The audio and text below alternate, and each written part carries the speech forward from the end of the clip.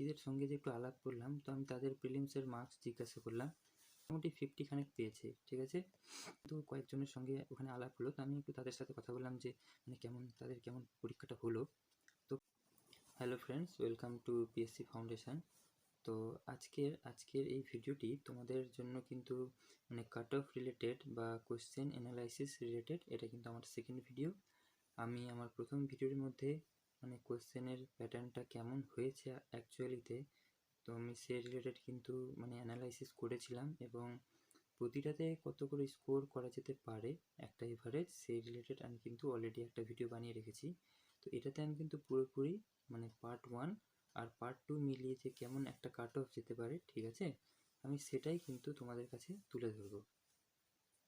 তো তোমরা পার্ট 1-এ তো কত করে পেয়েছো তোমরা কিন্তু সেটা খুব ভালো মতোই মানে জানো। এটাতে এখন আর সেটা নিয়ে মানে ডিসকাস করার কোনো মানে ব্যাপার হয় না। আর আরেকটা আমি ছোট্ট একটা জিনিস অ্যাড করতে চাইছি যে মানে আমি 8 মাস আগে, ঠিক আছে, মোটামুটি আমি 8 মাস আগেই এই চ্যানেলটা খুলেছিলাম। তো তখন আমি কয়েকটাই ভিডিও আপলোড করেছিলাম। তখন আমি ফার্স্ট ভিডিও মানে পিএসসি এই ক্লার্কশিপের এবং মিসলেনিয়াসের যেহেতু পরপর পরীক্ষা হয়েছিল, তো এই দুটোকেই পরপরই আমি আপলোড করেছিলাম। তো তোমরা কিন্তু সেখানে একবার মানে কাট অফটা গিয়ে দেখবে আমি যেটা অ্যানালাইসিস করেছিলাম একদম ডিট্টো, আমি জেনারেলেরই কথা বলছি যে একদম ডিট্টো সেম টু সেম মিলেছে, ঠিক আছে। না আমি খুব একটা বেশি বলেছিলাম না কম। তোমরা একবার যদি তোমাদের মানে কোনো সন্দেহ হয় যে কেমন কাট অফ আমি মানে গেস করছি, তোমরা প্লিজ একবার ভিডিওটা দেখে নিও, ঠিক আছে। ওটা তোমরা পেয়ে যাবে আমার একটু চ্যানেলে যদি যাও, আর যদি হয় তো আমি অ্যাড করে দেবো, মানে লিঙ্কটা দিয়ে দেবো। তুমি একবার মানে নিজের স্যাটিসফ্যাকশানের জন্য তোমরা একবার অবশ্যই দেখে নিবে, তো বেটার হবে, ঠিক আছে। আমার প্রতি তোমাদের একটু বিশ্বাসটা বাড়বে, তো এটা আমাকেও ভালো লাগবে। তো এবার চলে আসি ফাইনাল কথাতে। তো এবার পার্ট 2 এর তো তোমরা যেটা মার্কস পেয়েছো সেটা তো পেয়েই গেছো। এবার আমি মিনিমাম মানে যারা লোয়েস্টের দিকে আছে আমি কিন্তু তাদেরকে নিয়েই কথা বলবো, কারণ তোমরা যারা আগে মানে বেশি পেয়ে রেখেছো তাদের তো কোনো সমস্যাই নেই, ঠিক আছে। তাহলে এবার পার্ট 2 এর ক্ষেত্রে কেমন স্কোর করা যেতে পারে, তো আমি যেটা কোশ্চেন অ্যানালাইসিস করে দেখেছি, ঠিক আছে, যে বাংলার ক্ষেত্রে একটা মানে যারা রেগুলার পড়াশোনা করেছে আমি তাদেরই কথা কনসিডার করছি, যে অ্যাটলিস্ট মানে যারা একটু ঠিকঠাক লিখে আসতে পেরেছে সে কিন্তু অনায়াসে মানে 39 থেকে 40, 39-40-এর কাছাকাছি একটা গড় স্কোর করতে পারবে, ঠিক আছে। কারণ আমরা মানে 2019-এর ক্ষেত্রেও দেখেছিলাম যে বাংলাতে কিন্তু মোটামুটি নাম্বারটা ঠিকঠাকই দিচ্ছে। এবার অনেকজনের ক্ষেত্রে কিন্তু একটা অভিযোগ ছিল যে নাম্বার সবাইকে মানে দেওয়া হচ্ছে না, সেটার ব্যাপারে তো আমি কিছু বলতে পারবো না, কারণ ওটার মানে এভিডেন্স নাই। তো ওটার কথা নিয়ে কিন্তু বলাটা যুক্তিপূর্ণ যাচ্ছে না, ঠিক আছে। কে ভালো লিখেছে কে খারাপ লিখেছে ওটা তো কেবলমাত্র স্যারই জানে, কাকে কেমন করে নাম্বার দিয়েছে। তো যাই হোক, ওটা একটা আলাদা ব্যাপার।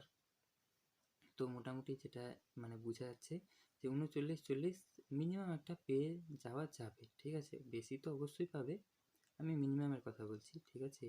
এটা হচ্ছে বাংলা। এবার ইংরেজিটার যদি কথা বলি, তাহলে ইংরেজিতে একটু মানে নর্মাল স্টুডেন্টের যদি মানে যেহেতু একটু মার্কসটা কমই আসে, তো আমি মোটামুটি 25 থেকে 30 একটা স্কোর ভেবে রেখেছি, যে এটা একটা নর্মাল স্টুডেন্ট মানে যারা পড়াশোনা করছে তারাই কিন্তু করতে পারবে, ঠিক আছে।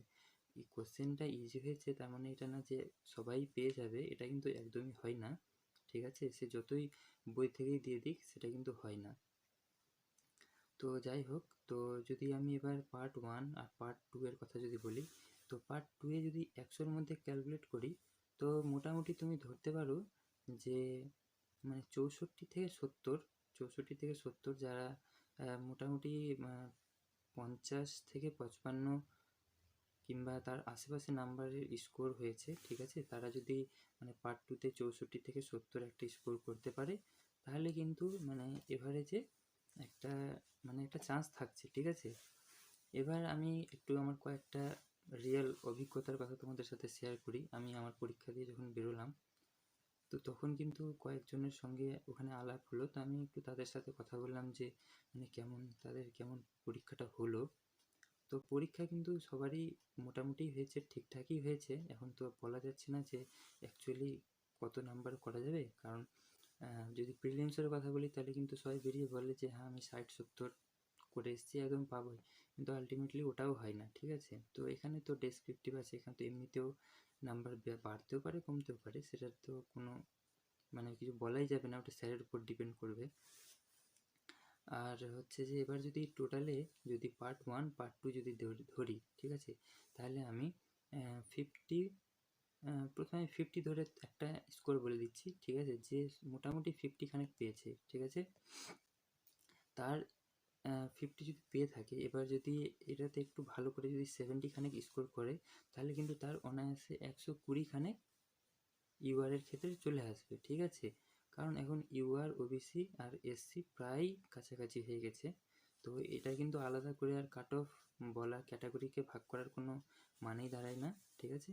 তো মোটামুটি 120 যারা একদম কাঁটায় কাঁটায় আছে, তো 70-72 যদি স্কোর করে, তাহলে 120 থেকে 125 কিন্তু পেয়ে যাবে। আর যারা মোটামুটি 5 নাম্বার 10 নাম্বার বেশি পেয়ে আছে, ঠিক আছে, তো তাদের তো কোনো তেমন অসুবিধা হওয়ার কথা না।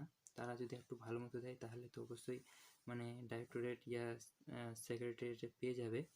আর হ্যাঁ, আরেকটা কথা আমি যেটা বলতে একটু ভুলে গেছিলাম, যে আমি যে বাকিদের সঙ্গে যে একটু আলাপ করলাম, তো আমি তাদের প্রিলিমসের মার্কস জিজ্ঞাসা করলাম, মানে ম্যাক্সিমাম, ঠিক আছে, ম্যাক্সিমাম 55 to 60, ব্যাস এটাই হচ্ছে গিয়ে বলতে পারো ম্যাক্সিমাম এটাই রেঞ্জ আছে, 55 to 60। কেউ 1 নাম্বার বেশি পেয়েছে, কেউ 1 নাম্বার কম পেয়েছে। তো তোমরা একটু জানাবে তোমাদের কেমন একটা স্কোর আসছে, তাহলে কিন্তু মানে একটা অ্যানালাইসিস করতে আর একটু মানে হেল্প হবে, ঠিক আছে। এবং তোমরা প্লিজ আগেকার ভিডিওটা একবার দেখে নিও, ঠিক আছে। আর যেটা মানে কাট অফটা এখন আমি অ্যানালাইসিস করছি, তো এটা বলা যাবে না যে একদমই হয়ে যেতে পারে, কিন্তু একটা অ্যাভারেজে যেটা আসা যায় মোটামুটি, তো এমনটাই কিন্তু মানে হতে পারে। আর হ্যাঁ, একটা যেটা মেন জিনিস, যে আমরা প্রিলিমসের ক্ষেত্রে দেখেছিলাম 50 to 60% অ্যাটেন্ডেন্স ছিল, আর আমি এবার যেখানে কিন্তু পরীক্ষা দিয়েছি, সেখানে মোটামুটি 85 to 90% কিন্তু এবার ছিল, মানে সবাই এসেছিলো, ঠিক আছে। কয়েকজন আমার রুমে কয়েকজন হয়তো 4 থেকে 5 জন আসেনি, কিন্তু মোটামুটি অ্যাটেন্ডেন্সের হার যথেষ্ট ভালো আছে। তো দেখা যাক কেমন কি হয়, ঠিক আছে। হ্যাঁ, আরেকটা কথা, একটা আমি ইউটিউব ভিডিওতে দেখলাম, মানে কোনো একজন মানে শিক্ষক হয়তো বানিয়েছেন ভিডিওটাতে, উনি বললেন যে 2 মাসের মধ্যেই রেজাল্ট দিয়ে দিবে। আমি জানি না এটা উনি কোথা থেকে মানে সোর্সটা পেয়েছেন। তো মানে একটা আগস্ট মাসের 30 তারিখে হয়েছিল মিসলেনিয়াস মেন্সের পরীক্ষা, যেটার কিন্তু এখনো অবধি কোনো খবর নেই, আর ওটা আশা করা যায় না যে ভোটের আগে অবধি রেজাল্ট বেরোতে পারে। তো সেই ক্ষেত্রে তো এটা তো মানে কোনো ভুলই নাই যে এটা তারপরেই বেরোবে। তো জানি না উনি কোথা থেকে সোর্স পেয়েছেন এবং সেটা কথা উল্লেখ করলেন। তো এই কথাটা একটু ভাবলাম যে একটু শেয়ার করে দেওয়াটাই বেটার হবে। তো যাই হোক, আমার তো মনে হয় এখন লেট হবে, এটা যেহেতু পিএসসির একটা মতিগতি দেখে বোঝা যায়, তা কি বলা যাবে। যাই হোক, তো ভিডিওটি যদি ভালো লাগে তাহলে অবশ্যই ভিডিওটিকে লাইক করবেন এবং চ্যানেলে নতুন হলে চ্যানেলটিকে সাবস্ক্রাইব করবেন। দেখা হচ্ছে এই ধরনের নতুন ভিডিওতে। Thank you so much.